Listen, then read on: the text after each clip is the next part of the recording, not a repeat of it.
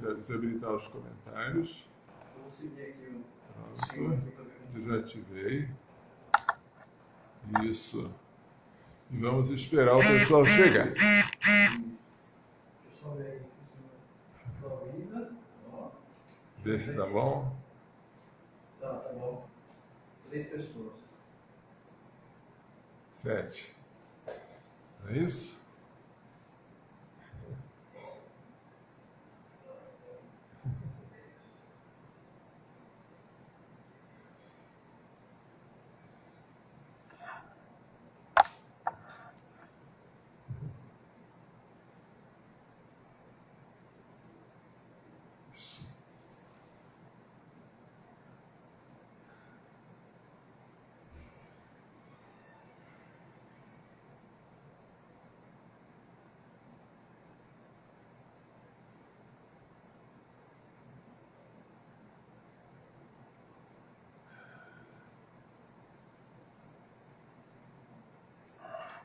Bem, gente, vamos iniciar fazendo a nossa oração, tá bom? Em nome do Pai, e do Filho, e do Espírito Santo. Amém. Vinde, Espírito Santo, enchei os corações dos vossos fiéis, e acendei neles o fogo do vosso amor. Enviai o vosso Espírito, e tudo será criado, e renovareis a face da terra. Oremos ao Deus que instruís os corações dos vossos fiéis, com a luz do Espírito Santo, fazei que apreciemos retamente todas as coisas, segundo o mesmo Espírito, e gozemos sempre da sua consolação, por Cristo Senhor nosso. Amém. Ave Maria, cheia de graça, o Senhor é convosco, bendita sois vós entre as mulheres, e bendito é o fruto do vosso ventre, Jesus. Santa Maria, Mãe de Deus, rogai por nós, pecadores, agora e na hora da nossa morte. Amém. Glorioso São José, rogai por nós. Coração imaculado de Maria, livrai-nos da maldição do aborto. Boa noite, gente. Então, para quem não me conhece, eu sou o Padre Luiz Carlos Lode da Cruz. Eu sou batizado, filho de Deus, e essa é a minha maior dignidade. Além disso, eu fui crismado e assim inscrito no exército de Cristo.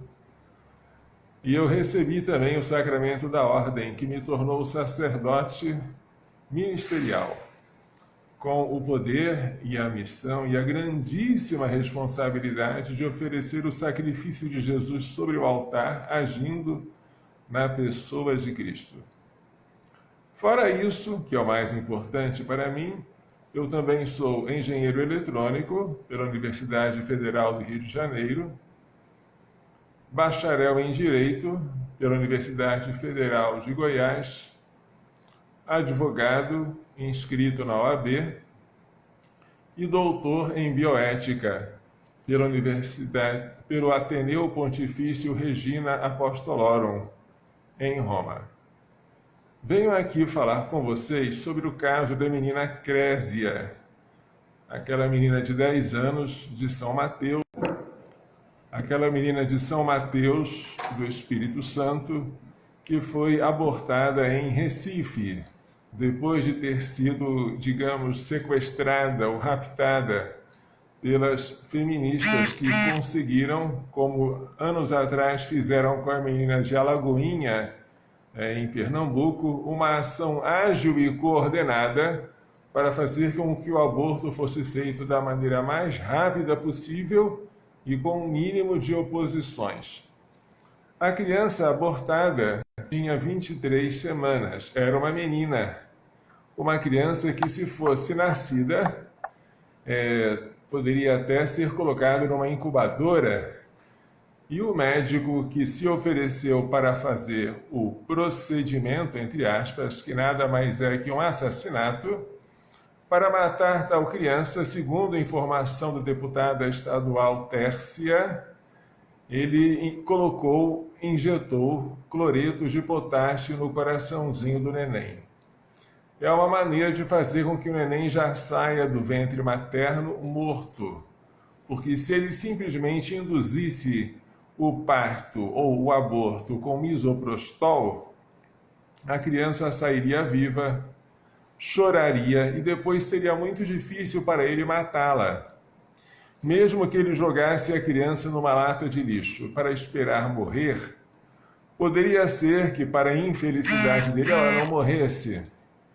Então, a maneira mais fácil de assegurar que ele estaria cometendo um aborto e não um infanticídio era assassiná-la ainda no ventre materno, fazendo o seu coração parar por meio de uma injeção de cloreto de potássio. Então, a criança foi retirada morta do ventre de outra criança de 10 anos. Uns anos atrás, uma outra menina de 9 anos havia sido abortada no mesmo hospital, o Centro Integrado de Saúde Amaury Medeiros, em Recife, desta vez grávida de gêmeos. E houve a mesma manobra feminista para transformar aquela menina em garota propaganda do aborto. Não é a primeira vez que fazem isso e que censuram a igreja, porque ela é retrógrada, fundamentalista e porque ela não entende os dramas de uma menina ou de uma adolescente ou de uma mulher violentada. Bem, eu falo com conhecimento de causa porque não só eu estudei direito para este fim, não só eu fiz bioética para poder defender a vida, mas também porque a nossa instituição Pro Vida de Anápolis, fundada pelo saudoso bispo Dom Manuel Pestana Filho, já socorreu inúmeras meninas como a Crésia.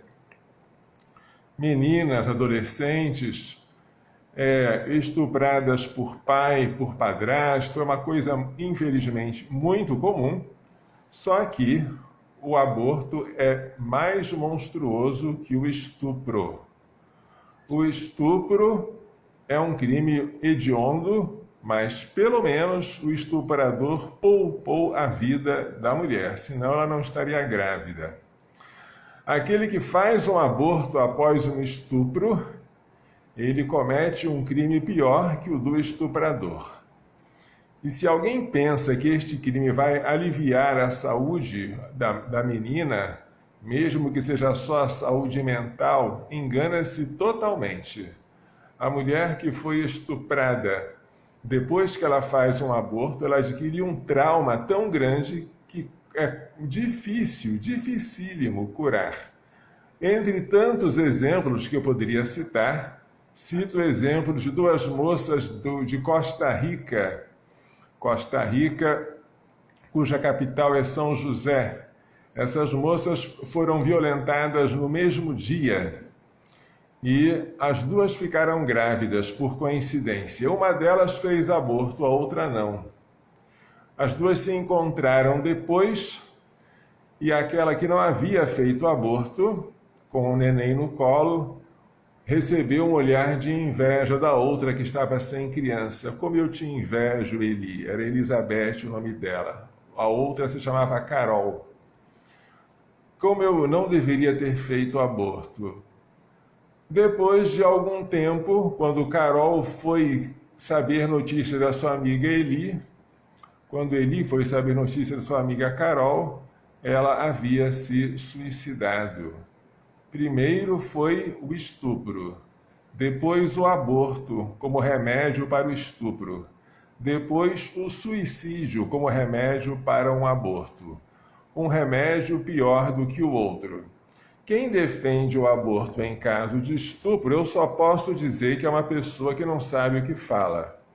Porque quem já acompanhou vítimas de estupro como eu acompanhei, como nós acompanhamos, como estamos acostumados, sabe que há um denominador comum.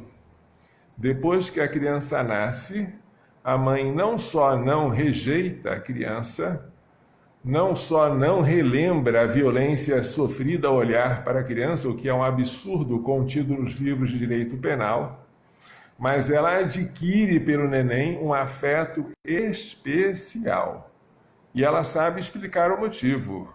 E eu sofri tanto por causa desse neném, agora eu vou doar para os outros, ninguém me tira.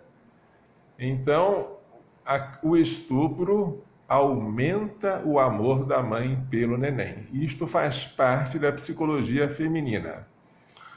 Bem, esta menina que foi vítima da exploração abortista, é possível que ela fique como a outra de Alagoinha ficou, em lugar ignorado, custodiada pelos abortistas, sob o pretexto de evitar assédio e curiosidade. Na verdade, o motivo talvez seja evitar que as pessoas saibam o quanto aquele aborto fez mal para ela. Porque desde o momento em que a menina de Alagoinha abortou aqui os seus 2 gêmeos contra o protesto do então bispo de Recife, Dom José Cardoso Sobrinho, nunca mais ouvimos falar da menina. Nem o padre Edson da cidade de Alagoinha soube o que aconteceu com ela. Foi de fato uma violência, um sequestro, um rapto, um assassinato, um crime. Tudo isso em nome da ideologia abortista. Bem, o aborto ele é um preconceito de lugar. Por quê? Porque, em geral, as pessoas que defendem o aborto não defendem o homicídio. Mas qual a diferença entre você matar a criança por nascer e a criança já nascida? Há 3 diferenças. Uma delas é a idade. Em geral, as crianças já nascidas são mais velhas que as crianças por nascer, mas não é o critério básico, porque há crianças não nascidas que têm uma idade maior do que crianças já nascidas. Há um outro critério que é o tamanho. Em geral, as crianças nascidas têm um tamanho maior do que as crianças por nascer, mas isso também não é fundamental. A menina que foi abortada ontem, com 23 semanas, devia ter um tamanho bem maior do que outras crianças nascidas precocemente. Então, o tamanho não é o critério-chave. Nem o tamanho, nem a idade. Qual é o critério-chave? É o lugar. Dentro ou fora do útero. Dentro eu deixo matar. Fora eu não quero mais que mate. Como há um preconceito de raça, preconceito de cor, o aborto é um preconceito de lugar. E você, se é abortista, é preconceituoso. E se você defende o aborto em um único caso, como é o caso do estupro, pelo menos nesse caso você tem preconceito de lugar. E você também deseja transferir para o filho a culpa do pai. Diz a nossa Constituição, em um dos incisos do artigo 5º, que a pena não passará da pessoa do condenado. Se o pai cometeu estupro, o filho não pode pagar a pena que o pai deveria sofrer por causa do crime do estupro. Aliás, um crime do estupro terá como pena alguns anos de reclusão, e não mais em regime integralmente fechado, mas admite, por benevolência do Supremo, progressão de regime. Começa fechado, depois semiaberto e termina em regime aberto. Esta é a pena do estuprador. A criança que foi gerada pelo estuprador não será presa, ela será morta. Então a pena não é apenas transferida, mas aumentada de pena de reclusão para pena de morte, o que é um absurdo. Quem defende o aborto em caso de estupro está defendendo uma injustiça. E, além disso, você não pode dizer que é por causa da mulher, porque a menina que foi abortada, a de 23 anos, era também uma mulher. A não ser que você deseje que a mulher grande tenha poder sobre a mulher pequena, que a mulher de fora elimine a mulher de dentro. Mas aí você está defendendo não o direito, mas a barbárie. Porque o direito do mais forte sobre o mais fraco nada mais é do que a ausência do direito. Quero que vocês entendam que enquanto houver algum de nós, por menor que seja, que defenda uma cláusulazinha de aborto como sendo razoável, ou então, isso aqui eu não sei, vou pensar, você não pode se considerar pró-vida. Quem é pró-vida tem que repudiar com todas as forças qualquer tipo de aborto diretamente provocado, isto é, querido como fim ou como meio. Ainda que o fim fosse salvar a vida da mãe, o que no caso não era de jeito nenhum, mas ainda que fosse. Nunca podemos querer o aborto nem como fim, nem como meio. Quando muito, podemos tolerar a morte de um inocente como um efeito secundário de uma ação em si boa, como seria um medicamento, uma cirurgia. Para isso se aplica o princípio da ação com duplo efeito, que não convém agora explicar para nós não fugirmos do tema. Mas, agora vamos para a parte propriamente jurídica. Há pessoas que dizem, e falaram isso amplamente nas redes sociais e na internet, que no Brasil o aborto é legal em caso de estupro, o que é falso. Outros disseram que ele é legal em caso de estupro até 5 meses, até 20 semanas. E ele se tornou ilegal porque a menina já tinha 23 semanas. Tudo isso é errado e eu quero mostrar para vocês o erro disso. Primeiro, queria mostrar esse livrinho. Infelizmente, parece que fica espelhado e não dá para ler, não é? No livrinho aqui, que foi publicado há muitos anos atrás, há mais de 20 anos, está escrito aborto legal? Isso não existe. É um folheto, um livrinho que nós mandamos escrever para desmistificar a ideia falsa propagada pelos abortistas de que o artigo 128 do Código Penal permite o aborto em algum caso. Quem lê o artigo 128 do Código Penal percebe logo que isso não é verdade. Lá está escrito assim: não se pune o aborto praticado por médico. Não se pune é uma cláusula, uma redação típica de uma escusa absolutória, em que o crime permanece, o criminoso permanece, mas a pena não se aplica. Não se pune o aborto praticado por médico. Inciso 1º, se não há outro meio para salvar a vida da gestante. Inciso 2º, se a gravidez resulta de estupro e o aborto é precedido do consentimento da gestante ou, quando incapaz, de seu representante legal. Essas duas cláusulas não são, nem poderiam ser, cláusulas de permissão do aborto, por vários motivos. Primeiro, pela própria redação. Não está escrito aí o aborto é permitido. Nem sequer está escrito o aborto não é crime. Está apenas escrito que em tal caso o criminoso não se pune. E coisas como essa existem? Existem. Existe, por exemplo, o artigo 181 do Código Penal, que ao tratar dos crimes contra o patrimônio, como furto, a fraude, estelionato, diz que quem pratica os crimes previstos neste capítulo, ou seja, crimes contra o patrimônio, em prejuízo de ascendente, descendente ou cônjuge, fica isento de pena.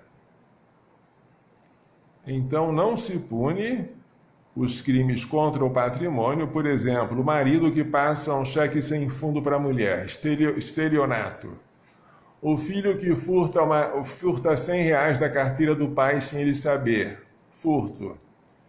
Tais crimes praticados entre familiares gozam de uma escusa absolutória. Não são permitidos, não são lícitos, são crimes, mas o legislador entendeu que não vale a pena aplicar a sanção penal, porque eles estão na mesma casa, um vai ser herdeiro do outro, eles podem se entender melhor do que chamando a polícia.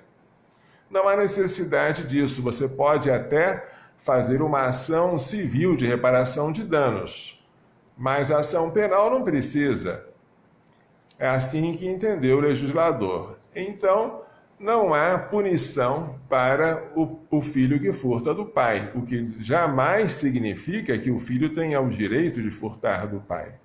E se alguém me perguntar, mas padre, nesse artigo 181 não faz distinção se eu furtei R$1 ou se eu furtei R$1 milhão, por quê?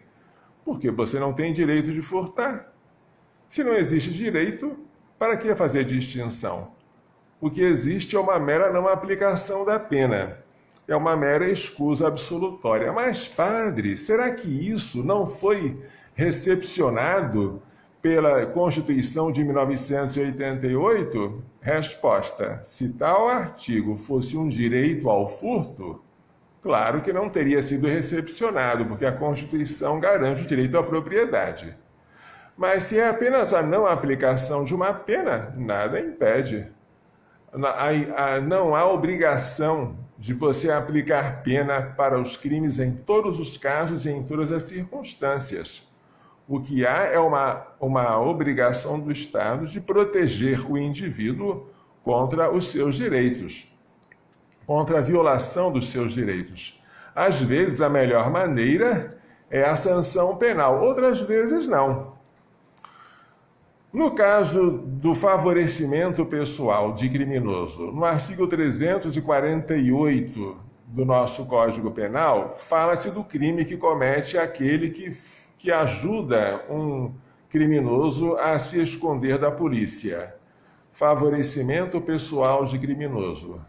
Quem comete esse crime tem que responder por isso, porque está ajudando o criminoso a gozar de uma impunidade que ele não merece.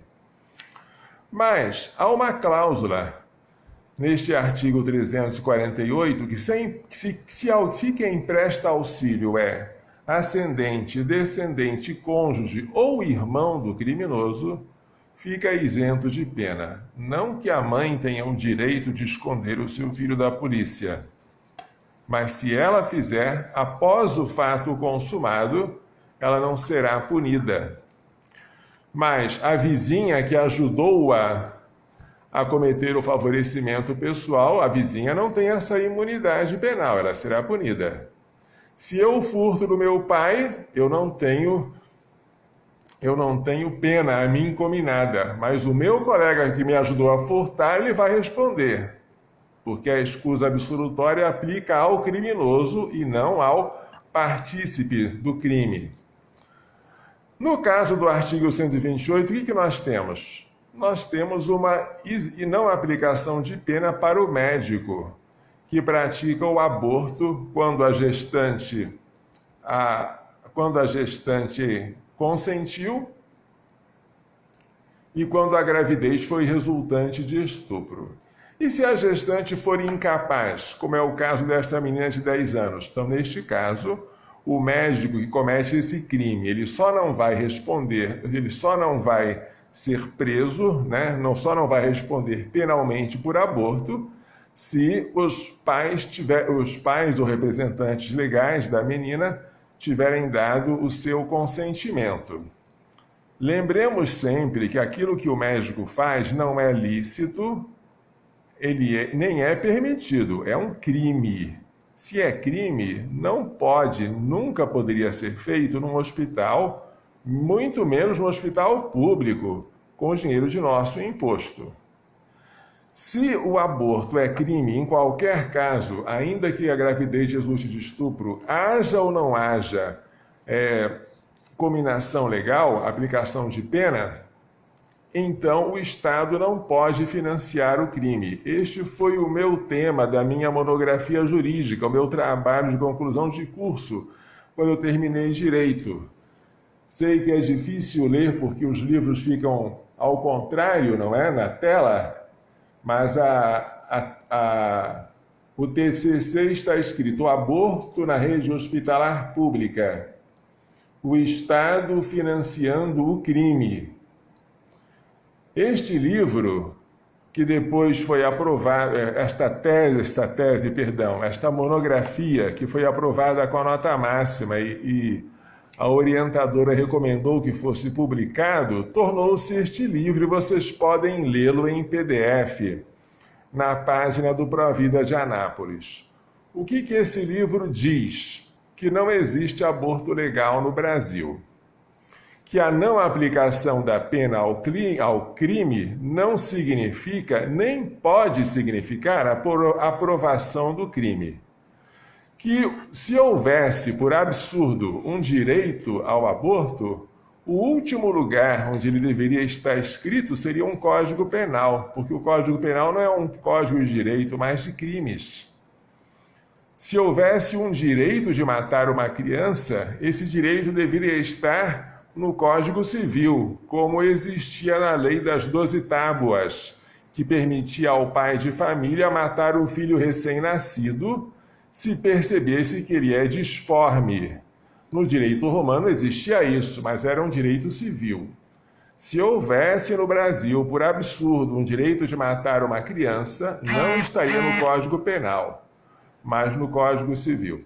Mas o argumento mais forte é, se o artigo 128 contivesse um direito de abortar, tal artigo seria inconstitucional, porque ele violaria a cláusula pétrea do artigo 5º, que é a inviolabilidade do direito à vida.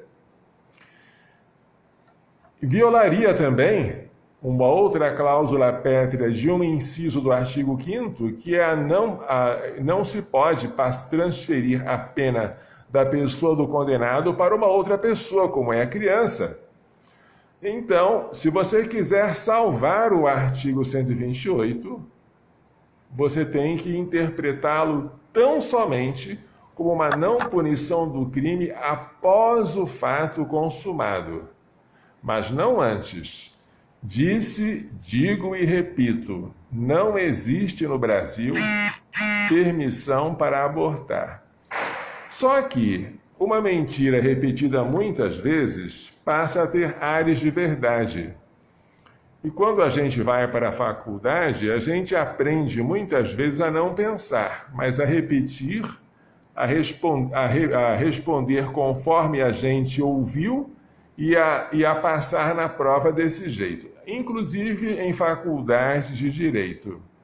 Pensar tornou-se algo excepcional no nosso dia. Então, quando você faz direito, o professor obriga você a acreditar contra a Constituição, contra as regras da interpretação e contra a lógica que o aborto em caso de estupro é legal. E se é legal, ele vai adiante. Se é legal, então a mulher tem o direito de fazer e o Estado tem o dever de oferecer. Entenderam? O que é um absurdo em cima de outro absurdo. Vamos imaginar que alguém interpretasse a não punição do furto, a escusa absolutória, como um direito. Já que o furto não é punível, no caso de praticado entre parentes, então ele é um direito. Absurdo. Então, se ele é um direito, o Estado tem o dever de favorecer o exercício desse direito. O Estado, então, tem que colocar nas escolas públicas uma disciplina chamada furto legal. Para quê? Para que os professores ensinem às criancinhas, aos alunos, a maneira mais eficiente de surrupiar coisas do papai e da mamãe, de maneira segura e eficiente. Este é o conteúdo da disciplina chamada furto legal. Claro que eu estou brincando, e é uma brincadeira ridícula, mas não é menos ridículo do que aquilo que a rede hospitalar pública vem fazendo. Já que o aborto não é punido, então ele é um direito. Já que ele é um direito, então é um dever do Estado. Então vamos agora favorecer a prática de aborto, vamos colocar a rede hospitalar pública não a serviço da vida, mas a serviço da morte. Vamos cuidar não da saúde, mas do assassinato, e vamos transformar hospitais em matadouros. Tudo isso em nome do atendimento, da assistência social, da compaixão. Mas isso é loucura. Esta é a loucura. Repito, não existe aborto legal no Brasil. Mas os abortistas, e infelizmente muitos dos pró-vida mal informados, se deixam levar pelos abortistas, os abortistas dizem que tal aborto legal existe. Aí eles chegam lá no Congresso Nacional e dizem: nós vamos regulamentar esse direito. Existe o direito ao aborto, não existe? Então vamos obrigar os hospitais a praticar o aborto em tais casos. Aí, como esse projeto não deu certo, eu me lembro dele, é o projeto de lei 20/91 de 2 deputados do PT, não conseguiu ser convertido em lei. Os abortistas fizeram pressão naquela época para que o Ministério da Saúde editasse um ato administrativo, uma norma técnica, para instruir os hospitais a fazer aborto em caso de estupro. Isso foi em 1998. O presidente era Fernando Henrique Cardoso e o ministro da Saúde era José Serra.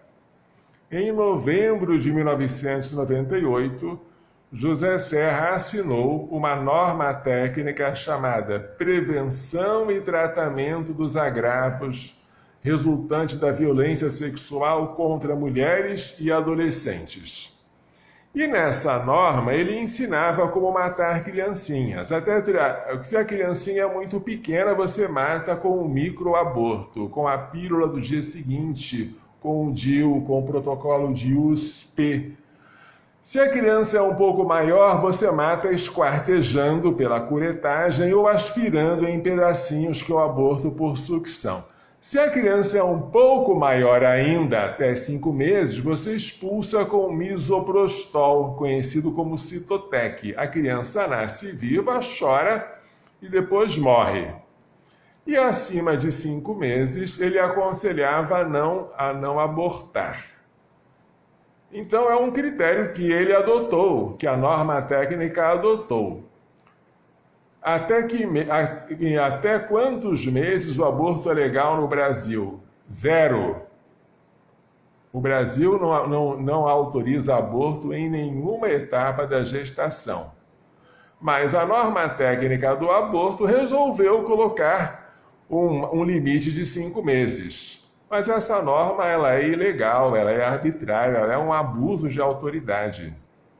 E não só nós não somos obrigados a segui-la, somos obrigados a não segui-la, porque ela não tem nenhum respaldo em nenhuma legislação e em nenhum artigo do Código Civil ou Penal ou da Constituição Federal. Ela é produto da vontade dos abortistas de instaurar a morte de bebês nos hospitais. Nada mais. Bem, se é uma norma juridicamente inválida, se ela é um abuso de autoridade, o que deveria ser feito com ela? Jogar fora.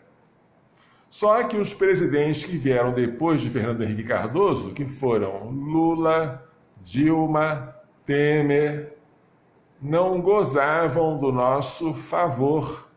Agora nós temos o presidente Bolsonaro.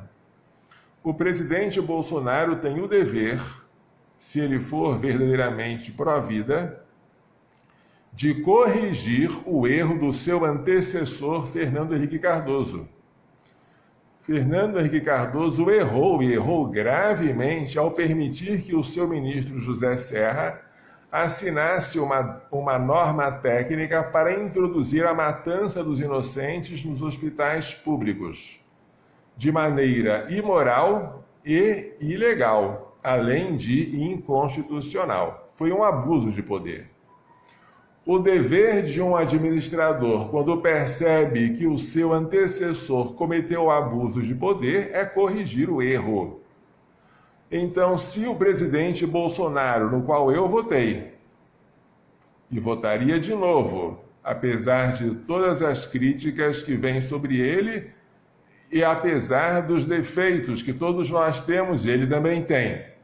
Se o presidente Bolsonaro quiser ser coerente com a sua bandeira pró-vida, ele deve, não apenas é um conselho, é um dever, ele deve mandar o ministro da Saúde, que é subordinado dele, revogar a norma técnica do aborto de José Serra, de 1998, norma técnica essa que foi piorada depois no governo petista pelo ministro Humberto Costa e que foi piorada ainda por uma outra chamada norma técnica de atenção humanizada ao abortamento, em que sugere que os médicos sejam cúmplices do aborto, ocultando aquilo que viram nos hospitais. Tudo isso é absurdo.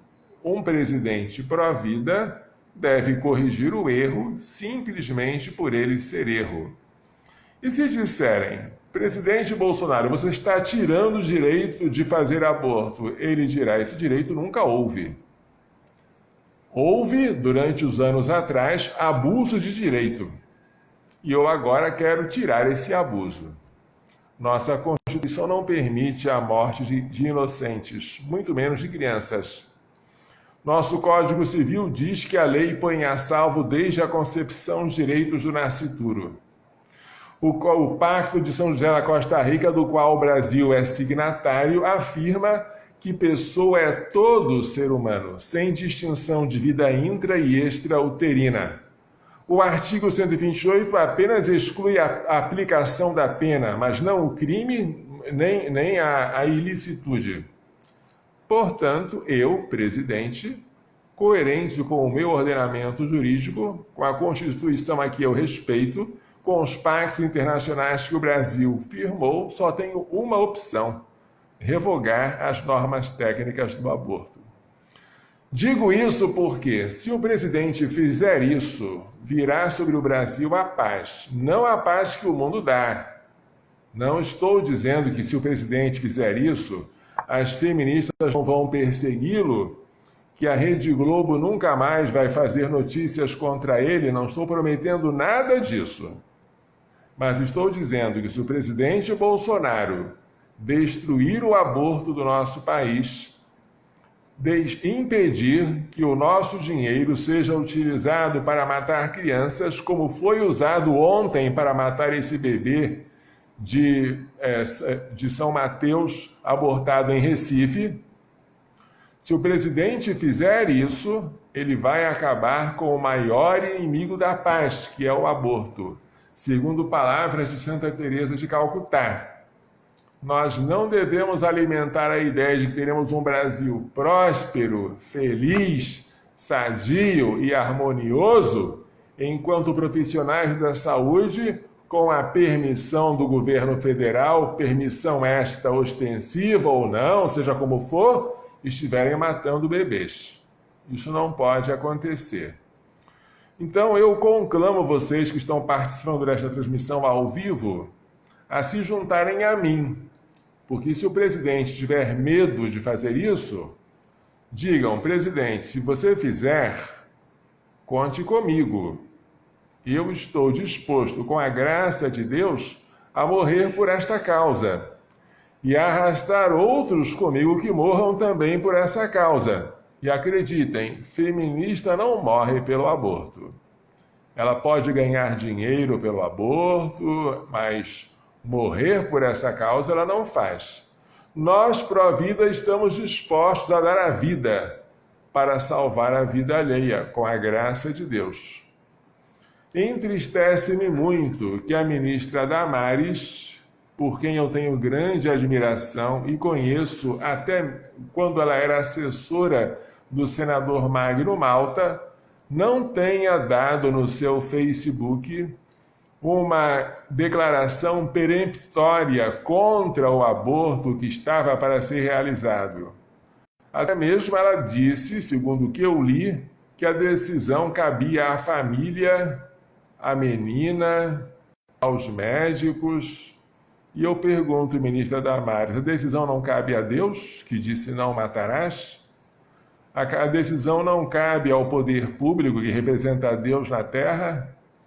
A decisão não cabe aos ministros que assessoram o presidente Bolsonaro para impedir que sangue inocente venha a ser derramado em nossa pátria?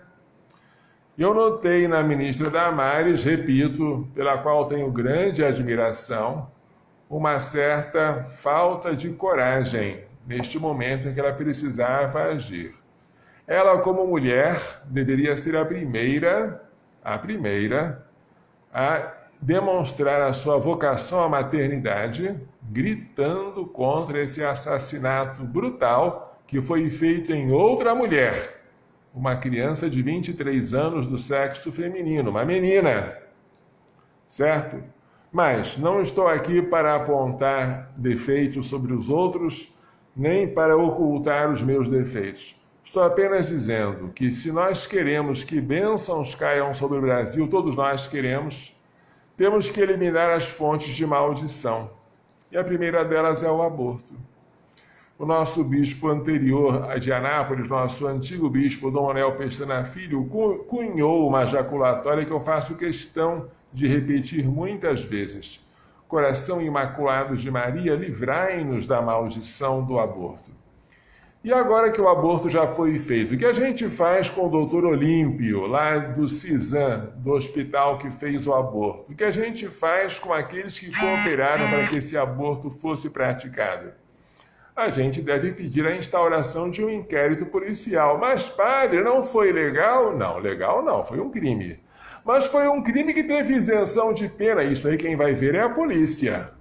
A polícia tem que fazer um exame de corpo de delito, tem que ver como é que o crime foi praticado, para verificar se o criminoso se enquadra nas cláusulas de não aplicação de pena. Você não pode chegar para a polícia e dizer, olha, eu matei tal fulano, mas foi legítima defesa, tá? Tchau, policial. Não, policial, que? Legítima defesa? Vem cá, que vamos fazer um inquérito policial, vamos verificar como foi... Vamos verificar se de fato o que você diz que foi legítima defesa foi. Mas uma morte de alguém não pode ficar assim, sem investigação. Assim, se uma criança inocente de 23 semanas foi morta, é dever da polícia instaurar um inquérito. E esse inquérito tem que verificar, primeiro, como é que o aborto foi feito, quais são as circunstâncias, e se existem as condições legais para que o criminoso não seja punido. Que há crime não tem dúvida. Que há criminoso não tem dúvida. A dúvida é se há aplicação da pena. E talvez haja. Por quê? No caso de Alagoinha, há muitos anos atrás, o pai biológico da criança não tinha dado permissão para o aborto. A mãe sim, mas o pai não. E o aborto foi feito sem a permissão do pai. Ora, se o pai não deu autorização, então falta a autorização do representante legal, porque o pátrio poder é exercido por ambos, e não só pela mãe. E naquele caso, portanto, se o aborto foi feito sem o representante legal, que é o pai, que tivesse autorizado, aquele aborto não se enquadrou no inciso 2º do artigo 128 do Código Penal, e ele deveria ser punido.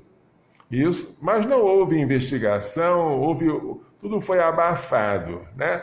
Agora, se nós não quisermos repetir o mesmo erro, temos que instaurar um inquérito para verificar o que foi que aconteceu. Primeiro, de fato, os representantes da menina aceitaram ou não aceitaram esse aborto? Aceitaram sim. Agora vem a segunda pergunta. Como é que foi colhido esse assentimento? Foi colhido de maneira espontânea ou foi colhido mediante grave ameaça, coação ou fraude? Porque se eles usaram de fraude para colher o consentimento, do tipo, ou você aborta ou sua filha vai, ou a menina vai morrer, né? Ou ameaça, né? Vocês têm que fazer esse aborto, senão vão prender você. Ou qualquer outra coisa assim, de fraude, né? Você tem que fazer aborto, senão... Se o consentimento foi obtido de tal maneira, aí não se aplica mais o artigo 128, mas se aplica o artigo 126. Aplica-se, em tal caso, a pena para o aborto realizado sem o consentimento da gestante, que é uma pena bem grande. Mas quem vai dizer se o consentimento foi obtido livremente ou por coação? Quem vai dizer é o inquérito policial. Então a gente tem que verificar isso aqui. houve as condições necessárias para que este aborto, que foi monstruoso, resultasse numa não aplicação da pena? Houve ou não houve? Isso aí a gente tem que ver. Temos que verificar quem foi que cooperou para que isso acontecesse. Quem foi que levou a menina de São Mateus para Pernambuco? Levou legalmente ou levou sob constrangimento? Foi um auxílio ou foi um rapto? Ou foi um sequestro? Como é que foi isso? Se foi livremente, como é que essa liberdade foi obtida? Essa liberdade foi obtida de maneira fraudulenta? Tudo isso tem que ser investigado. E se a gente não investiga, a gente vai ser culpado pela ousadia do próximo ataque. Porque, como dizia Dom Manuel Pestana, a audácia dos maus se alimenta da covardia dos bons. E ele acrescentava, se é que pode haver bons covardes. Então, agora que a criancinha foi morta, aquilo que nós não podemos fazer, sob hipótese nenhuma, é ficar calados e lamentando, dizendo que nós não temos nada a ver com isso. Não, nós somos cidadãos, nós temos direitos, nós podemos e devemos acionar a justiça. O inocente morreu, vai ficar por isso mesmo? Não existe direito de matá-lo. O motivo pelo qual eu estou falando é religioso? Sim, eu não tenho vergonha de dizer que eu sou religioso. O motivo também é moral? Sim. O motivo é jurídico? Também. Não devemos ter vergonha de Jesus, não devemos, por motivos estratégicos, nesta hora dizer, não, eu não sou religioso, eu não sou fundamentalista, eu estou aqui apenas querendo saber Não, eu sou religioso, sim, eu creio em Cristo, eu vejo nesta criança Cristo crucificado, que foi morto, e eu quero agora saber o que foi que aconteceu.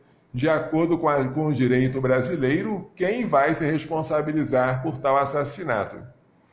E é bom a gente fazer isso mesmo, né? Fazer tudo aquilo que estiver ao nosso alcance para que as pessoas sofram as penas devidas, ao menos aquelas que estão aqui previstas na nossa legislação.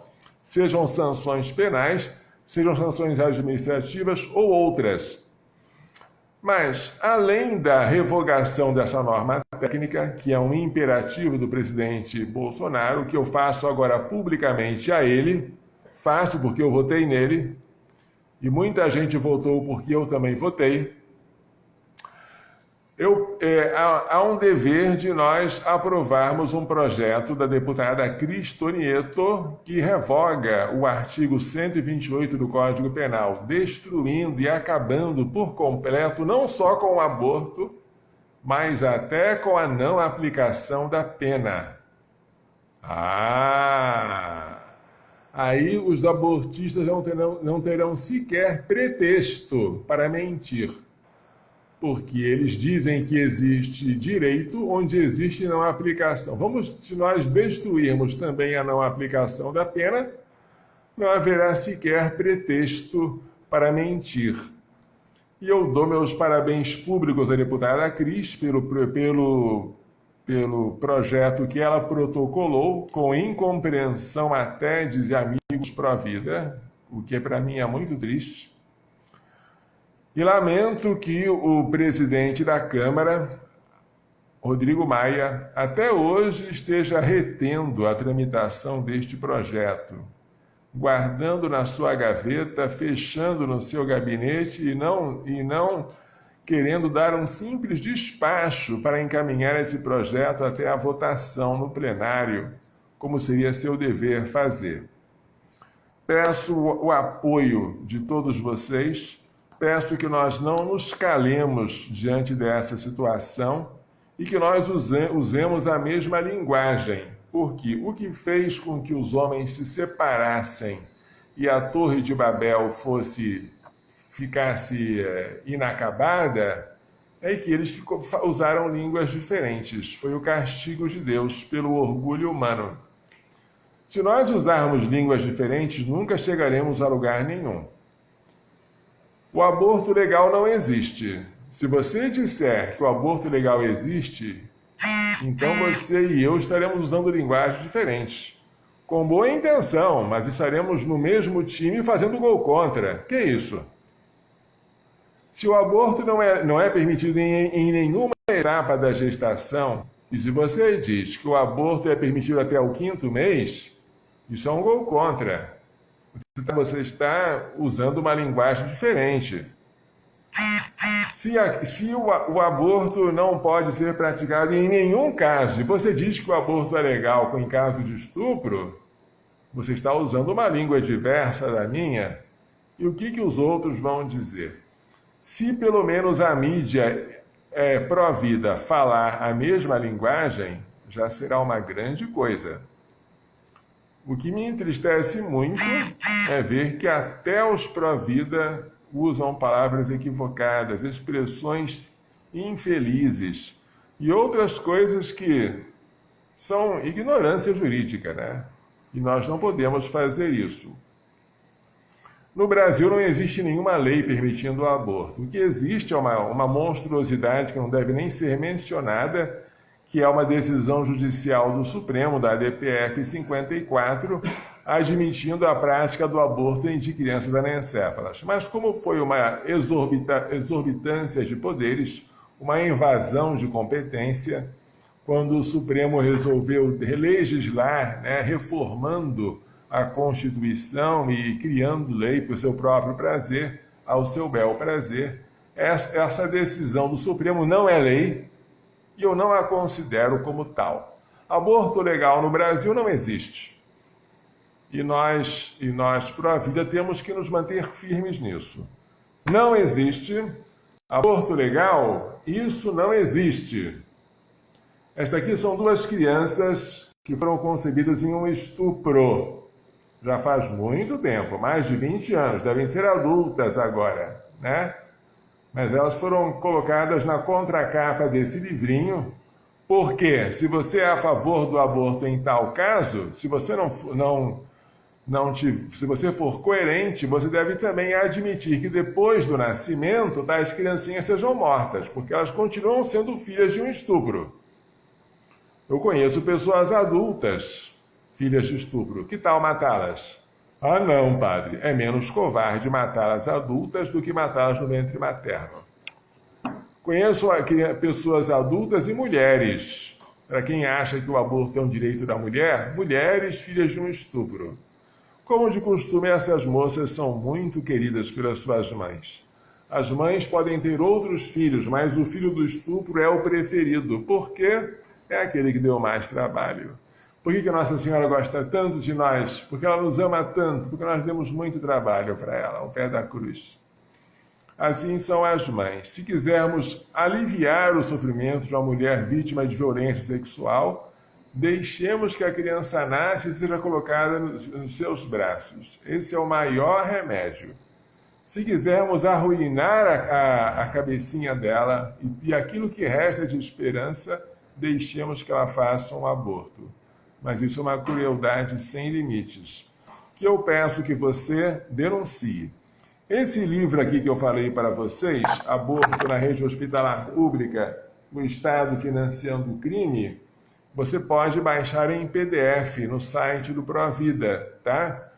Você pode também assistir a um vídeo gravado de uma entrevista com a dona Carlinda, que foi vítima de estupro, e a dona Cíntia, filha da dona Carlinda, porque as duas estiveram comigo lá no Congresso Nacional para combater o aborto. Até na orelha deste livro aqui, não sei se vai dar para ver, mas na orelha do livro aparece aqui a dona Carlinda, a dona Cíntia e o filho da Cíntia, que era o Rafael, com 3 anos, né? Lá na Câmara dos Deputados, falando abertamente contra o aborto e com conhecimento de causa, porque ela tinha sido vítima de estupro.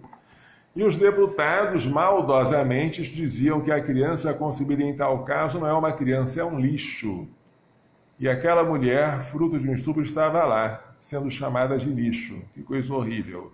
Espero que vocês nunca façam uma coisa dessas, nem pensem em fazer uma coisa dessas.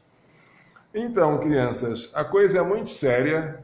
Foi feito com dinheiro, com financiamento internacional, como é de costume. Essas ONGs feministas são ricamente financiadas.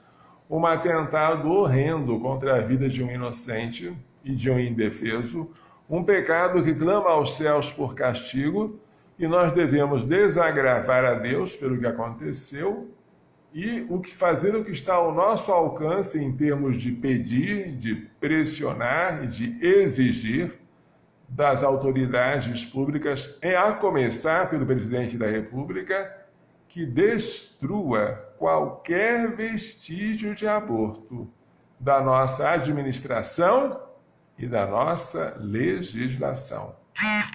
Se nós fizermos isso, podemos contar com a bênção de Deus. Pelo contrário, se não fizermos isso, tudo mais que nós pensarmos em fazer será fugaz, transitório, temporário, não terá efeitos duradouros, certo? Bem, nós já estamos terminando, né? Já está completando a nossa hora em que permite que se faça essa live. Eu agradeço as 328 pessoas que estão assistindo aqui, né? Um número bastante grande.